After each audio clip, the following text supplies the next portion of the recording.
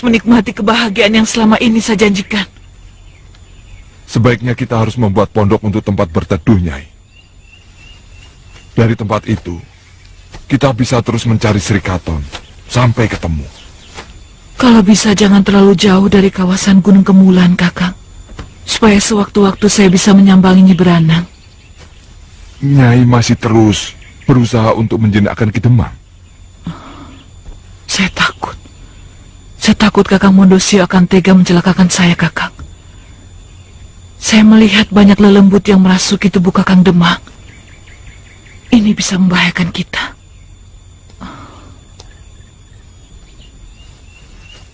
Di timur Gunung Burak, ada hutan yang cukup baik untuk bersembunyi. Tempat itu tidak terlalu jauh dari Gunung Kemulan, Nyai. Kita masih bisa mengawasi Kali Sengoro, Banyurip, dan desa-desa di daerah Mataram maupun Pajang. Dimanapun, Kakang. Yang penting Sri Katon harus ketemu.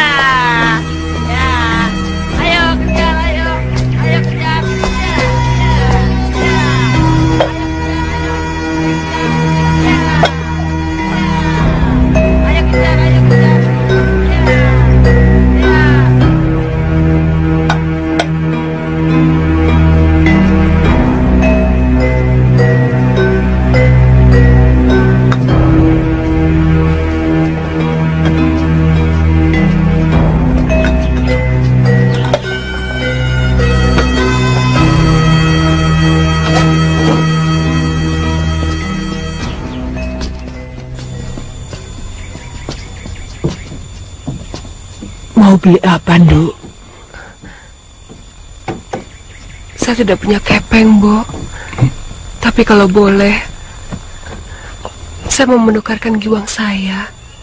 Saya lapar sekali. Dia seperti bukan orang sini. Kasihan, Kang. Cepat sediakan nasi. Sudah. Nggak usah nukar giwang, Dok. Duduk di sana. Nanti akan saya sediakan nasi campur. Mbok, temani genduk itu. Huh? Sini, Nduk. Terima kasih.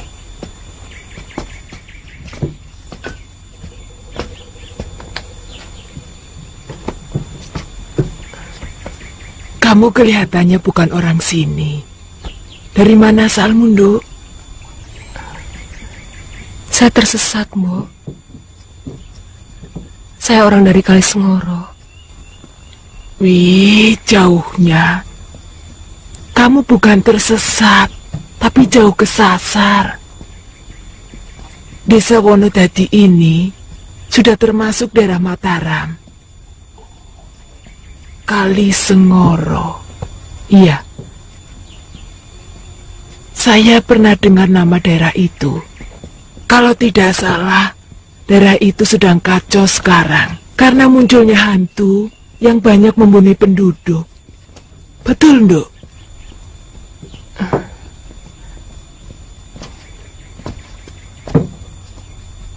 Makan, Dok, yang kenyang. Terima kasih. Dia itu kesasar, Kang. Rumahnya di Kali Sengoro katanya. Jangan-jangan kamu minggat. Atau karena kamu takut desa itu sedang dilanda malapetaka. Iya. Banyak orang-orang desa Kali Sengoro yang mengungsi kemari. Kenapa, Nduk? Saya takut kalau mendengar cerita tentang desa saya. Sudah, Mbok kamu di sini saja. Kebetulan kami tidak punya anak. Nanti kalau desamu sudah aman, kamu boleh pulang. Terima kasih, Mbok.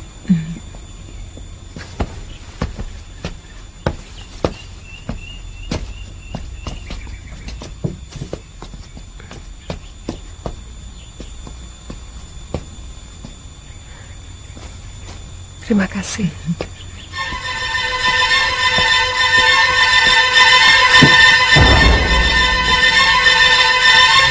Goblok! Lalai! Apa gunanya aku menyuruh dua temenggung untuk mengawal?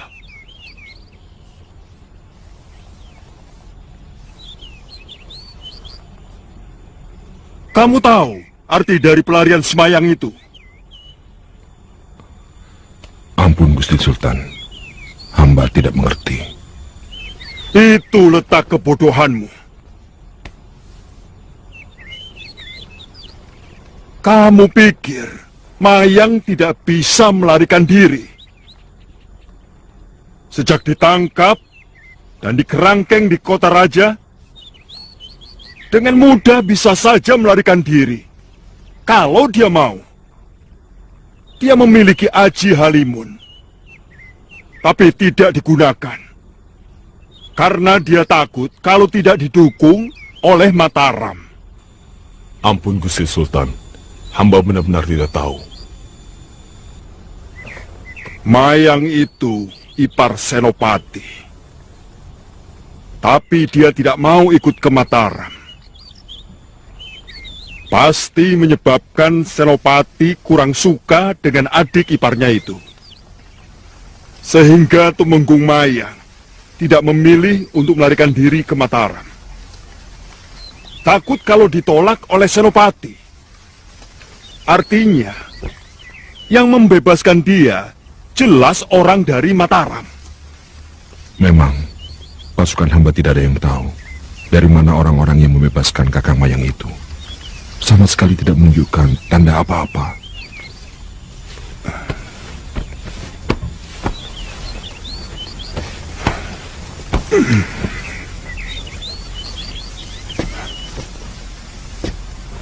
Siapkan seluruh Tumenggung dan Senopati di balai penghadapan besok pagi.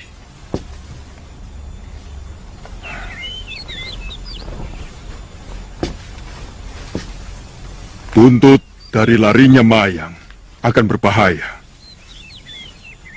Saya kagum dengan keberanian anak buah Kang Mas Senopati.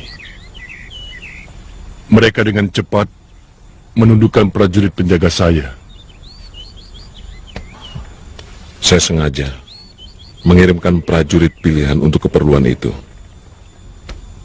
Jangan salah, Ger. Peristiwa ini akan mematangkan bisul yang selama ini belum juga pecah. Kanjeng Sultan jelas akan langsung menuduh kita telah melindungi Angger Tumenggung. Saya menyesal telah menyusahkan Uwa dan Kang Mas. Saya tidak akan pernah menolong siapapun kalau saya tidak mampu melindunginya. Adi Tumenggung akan menjadi tanggung jawab saya kalau terjadi apa-apa. Terima kasih atas pernyataan Kang Mas. Saya berjanji untuk membela Mataram sampai mati. Kalau Pajang maklumkan perang. Terima kasih atas kesediaan Dimas. Dan sudah saatnya kita menunjukkan bahwa kita tidak pantas lagi untuk selalu dicurigai. Oleh karena itu, kita harus berani main di terik matahari siang.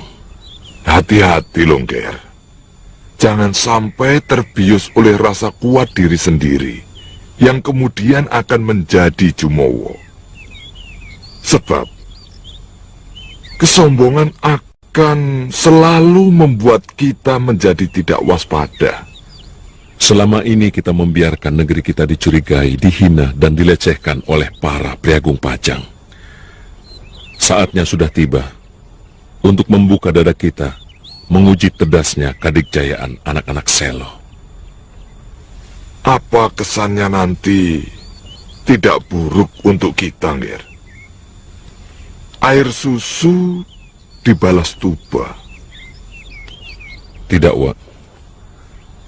Selama ini kita terlalu merendah, menganggap alas Mentauk ini pemberian air susu. Padahal tidak. Alas Mentauk ini adalah imbalan atas jerih payah pejuang-pejuang Selo yang dengan gagah berani mempertaruhkan nyawa. Yang mungkin saja pada saat itu bisa saja terjadi kekalahan atas serangan Aryo Penangsang yang sakti mandraguna. Bukan air susu, tapi upah yang memang wajar menjadi hak kita. Dan kebebasan kita untuk membangun tanah yang memang sudah menjadi hak kita, tapi dianggap sebagai penyusunan kekuatan. Itu juga bukan tubah, tapi hak. Binatang pun memiliki naluri untuk membela diri kalau ada gangguan. Angger sadar apa akibatnya? Lebih dari sekedar sadar, Wak. Bahwa rakyat yang akan jadi korban. Karena setiap kericuan dimanapun yang menjadi korban selalu rakyat kecil. Untuk meningkatkan martabat, semua harus siap menderita. Jerbasuke Mowobeo. Sampai kemungkinan yang paling buruk. Seandainya kita kalah misalnya.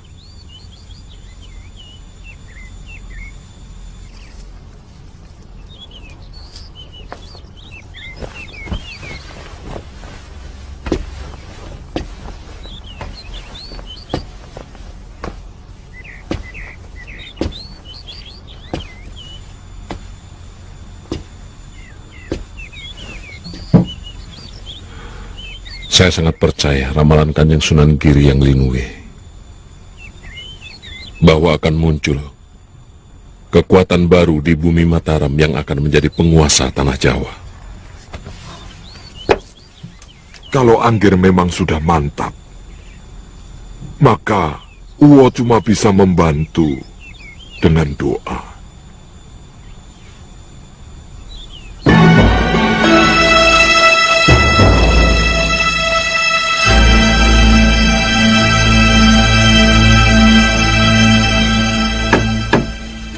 Saya sudah mencarinya sampai ke pelosok-pelosok pedukuhan dekat kota Raja Pajang. Tapi tidak ketemu, Nyai. Semua yang saya cintai satu demi satu meninggalkan saya, Kakak. Tidak tersisa. Nasib Kakang Mondosio entah bagaimana. Terakhir Sri Katon. Apa ini karma saya, Kakang? Saya tidak pernah mengenal karma, Nyai. Sebab dari kecil saya hanya tahu tentang nasib. Apapun yang kita alami adalah nasib dari sang pembuat hidup.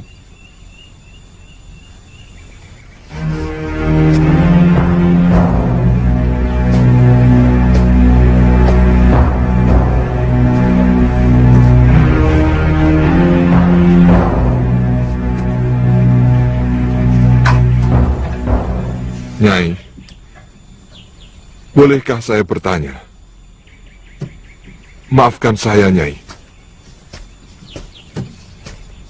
Apakah benar yang merasuk di tubuh Ki Demang itu arwah Ki Demang sendiri? Saya tidak peduli siapapun yang merasuk ke dalam tubuhnya, Kang. Saya hanya membutuhkan seorang pelindung. Dan selama ini, hanya Kakang Mondosio lah yang memberikan segalanya secara utuh kepada saya. Maafkan saya, Nyai.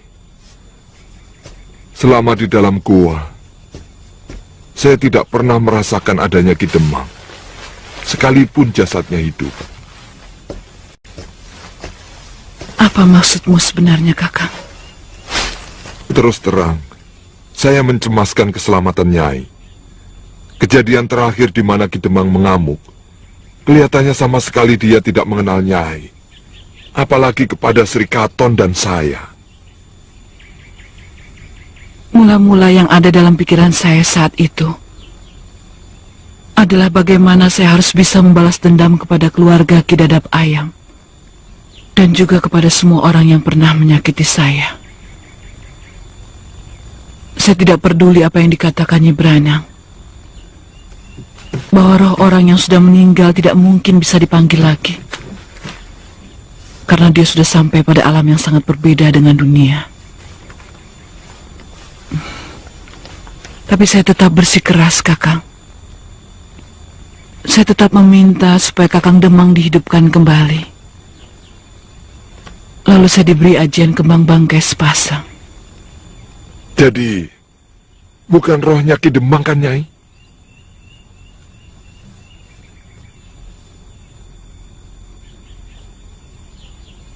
Saya dengar hampir semua desa di lereng Gunung Burak dilanda ketakutan pada burung gagak setan. Bahkan sampai ke Kedaton Pajang. Jangan lanjutkan ceritamu, Kakang. Hati saya seakan teriris. Maafkan saya, Nyai.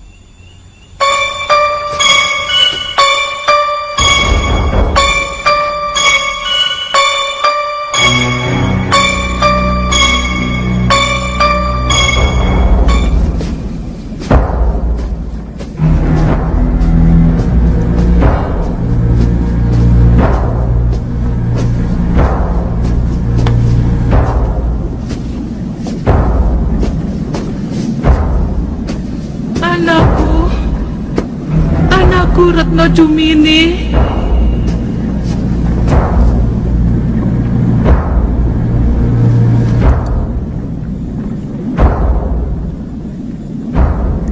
Kemarilah anakku. Kemarilah. Ibu tidak tega meninggalkanmu yang selalu diselimuti dendam. Kemarilah anakku. Di sini lebih tenang. Tidak ada dengki, tidak ada benci dan dendam. Saya ingin melihat kematian Nyi Basingah, Bu. Kalau perlu saya yang membunuhnya. Jangan, Duk. Jangan kamu lakukan itu. Apalagi membunuh. Kamu tahu, Duk, orang yang kehidupannya di dunia kotor akan terus-menerus merasa kesakitan di alam ini. Ini alam pembalasan awal sebelum datangnya pengadilan Tuhan di arah-arah mahsyar. Kenapa baru sekarang Ibu menemui aku? Karena Ibu tahu kamu sudah mulai menghamba kepada dendam. Apa tidak boleh membalas dendam kepada orang yang telah membunuh Ibu? Biarkan Tuhan yang bicara. Hukumnya akan membalas sekecil apapun dosa manusia.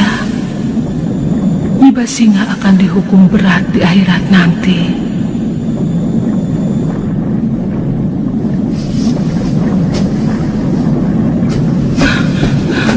Jangan, Den Ayu. Jangan mau diajak Juragan Putri. Kenapa tidak boleh, Mbok? Karena alam ibumu sudah berbeda. Kau akan mati kalau mengikuti ajakannya. Kau harus tetap hidup, Nduk. Kau harus mendapatkan kebahagiaan dalam kehidupan dengan suami yang baik dan mencintaimu. Tidak, Mbok. Aku harus ikut Ibu. Jangan, Duk. Jangan sentuh tangannya, Duk. Jangan, jangan. Duk, Duk, bangun, Duk. Ayo.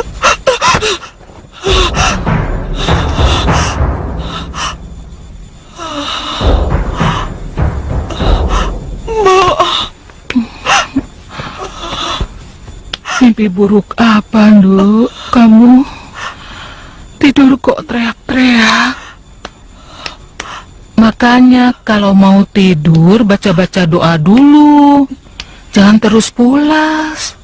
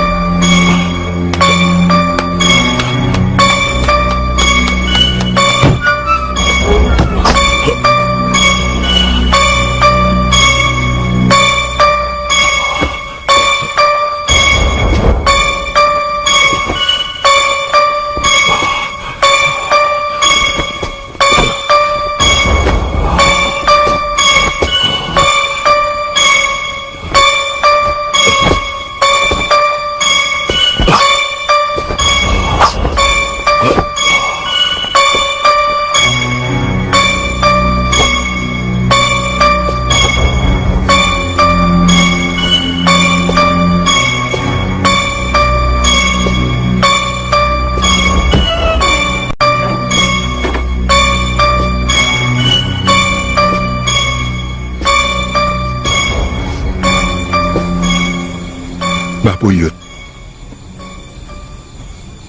Tadi mendengar suara seperti ringkih kuda sedang marah. Saya melihat asap biru yang hampir menabrak kepala saya.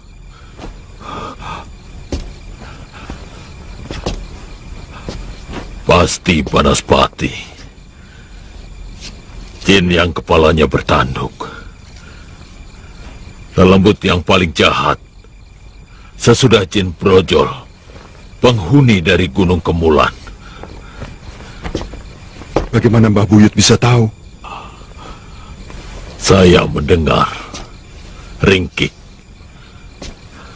Hanya Banaspati yang biasa meringkik. Dia bisa merubah-rubah bentuk. Tadi saya lihat menyusup masuk ke ruangan ini lewat genteng.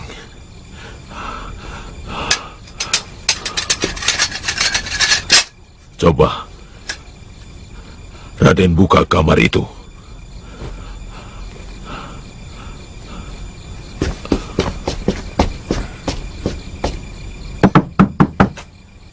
Retno. Retno. Ada apa, Toden? Sampean melihat sesuatu masuk ke kamar. Nggak ada apa-apa tuh. Cuma tadi Den Retno mimpi buruk.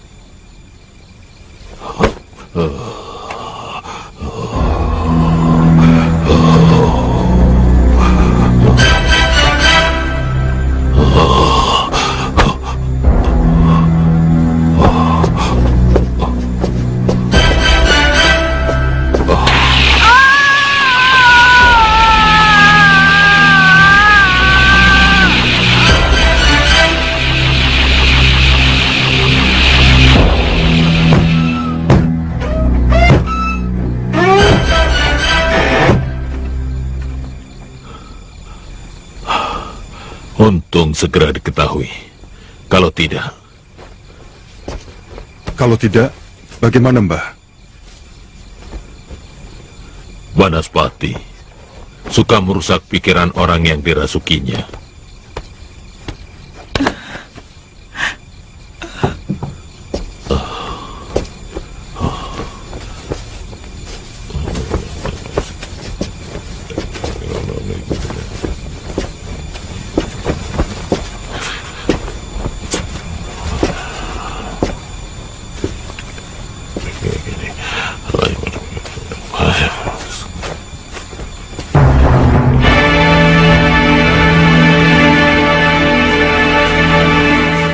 Lebih baik urungkan niatmu. Di sini ataupun di sana, sama saja. Apa yang kamu cari? Perjalanan ke Mataram itu sangat sulit.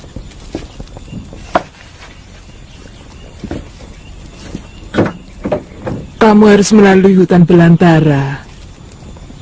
Di samping binatang buas, begal dan rampok juga banyak berkeliaran di sana. Saya ingin menemui Kakang Gundalini yang mengabdi sebagai prajurit di sana, Bibi. Siapa dia? Kekasihmu? Dia teman kakak ipar saya dan pernah menginap di rumah.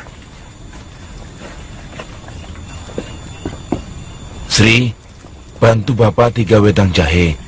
Mbok, siapkan ayam bakar. Baik, Pak.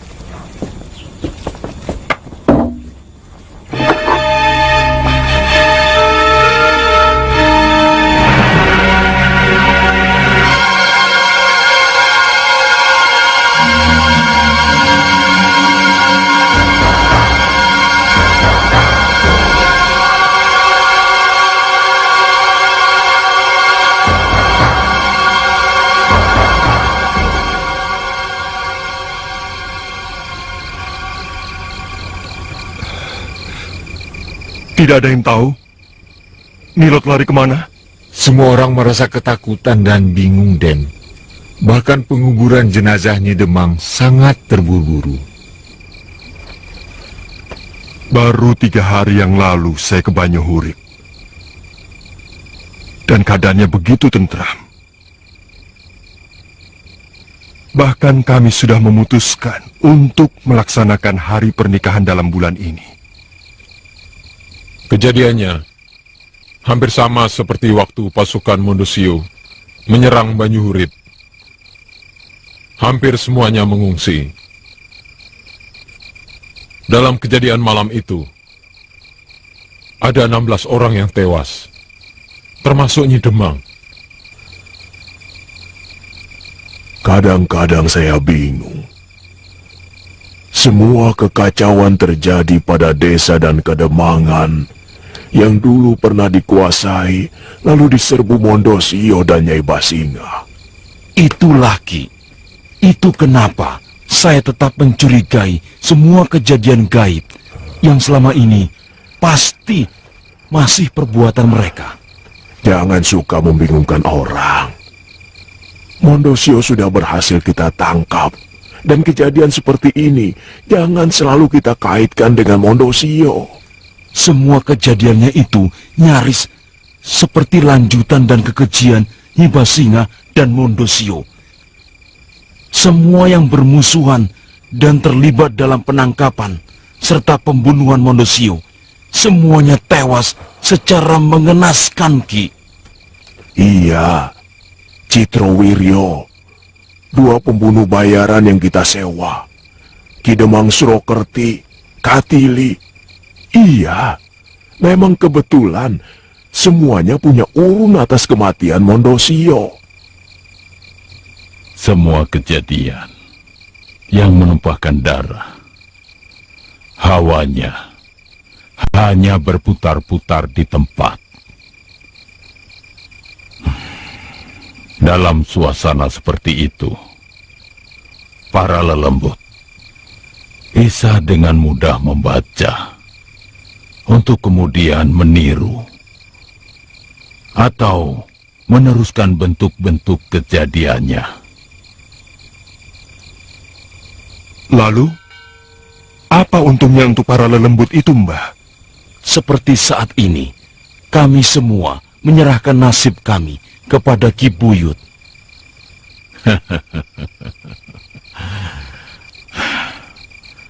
Bisa iya, kalau kemudian saya menyuruh kalian untuk membuat sesaji dan memuja para lelembut itu. Tapi yang saya lakukan adalah mengajak kalian untuk berani melawan para lelembut yang mengganggu kita. Iblis selalu berusaha supaya manusia lebih berpihak kepada mereka daripada Tuhan. Mereka berusaha dengan segala daya. Seperti cerita kalian tentang Nyai Basinga. Dia adalah contoh manusia yang diperalat oleh iblis dan mengabdi kepada dendam. Dendam itu sifat asli iblis dan anak cucunya. Sifat itu sangat abadi. Sejak Nabi Adam masih di swarga loka sampai hari kiamat. Ayo keluar! Jangan beraninya cuma mengintip! Keluar kamu! Ayo! Keluar kalian berdua! Kalau berani hadapilah aku! Ayo! Hadapilah aku! Jangan cuma berani mengintip kamarku! Ayo! Hadapilah aku! Kalian juga mau membunuh aku, bukan? Retno, kenapa kamu ambil keris Romo? Mereka mengintip kamar saya, Kakang. Retno, kamu ini bicara apa? Dari tadi kami di sini, tidak ada siapa-siapa. Mondosio dan Nyi Basinga, mereka mengintip kamar saya, Kakang. Tidak ada, Retno. Rumah ini selalu dijaga oleh Ki Buyut Cika. Coba bawa adikmu kemari, Den.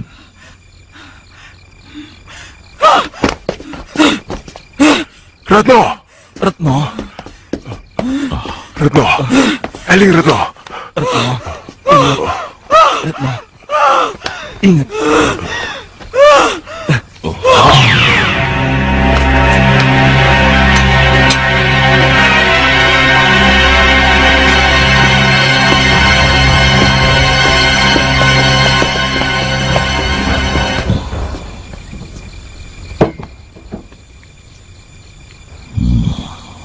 Apakah dia kesurupan Ki Buyut? Tidak. Saya tahu. Kalau ada lelembut yang menyurup ke badan manusia.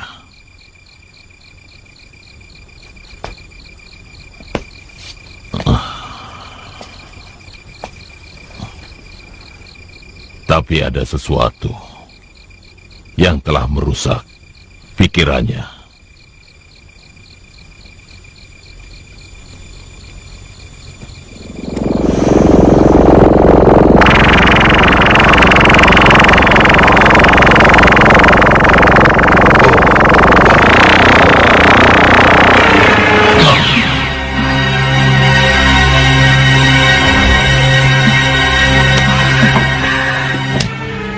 Loh, kenapa saya di sini, Mbok? Kamu tadi kemari teriak-teriak seperti orang kesurupan. Mosok toh? Sudah, tidurlah pergi sana kalau mau tidur. Jangan lupa baca bismillah. Berdoa. Iya, Kek. Yuk.